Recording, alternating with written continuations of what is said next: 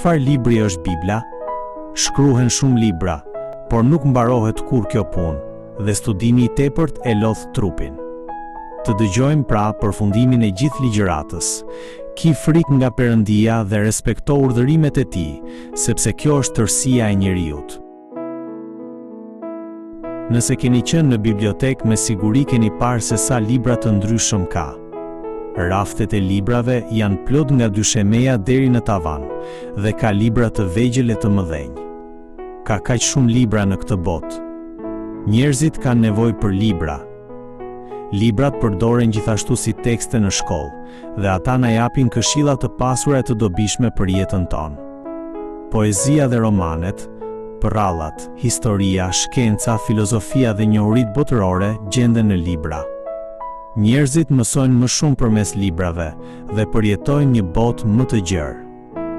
Sidoqoftë, disa libra, si helmi, dëmtojnë zemrën dhe mendjen e njerëzit. Jo çdo libër tregon të vërtetën ose është I mirë për ne, sepse ata janë produkt I njohurisë, përvojës, filozofisë dhe emocionit të papërsosur të njerëzve. Prandaj, ne duhet të jemi në gjendje të zgjedhim dhe të lexojmë libra të dobishëm. Një libër I mirë thuhet se është ushqim për zemrën. Bibla është ushqimi I shpirtit.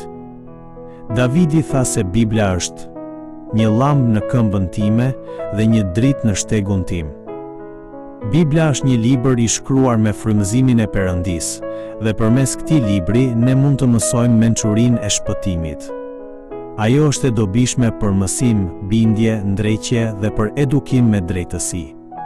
Bibla është një libër që duhet të lexohet nga të gjithë njerëzit. John Calvini ka thënë kështu në librin e tij, Institutet e fesës së Krishterë. Ne kemi nevojë për Biblën për të fituar diturinë e saktë për krijuesin. Bibla ndriçon njohurinë tonë të paqartë për Zotin dhe e zbulon atë me qartësi.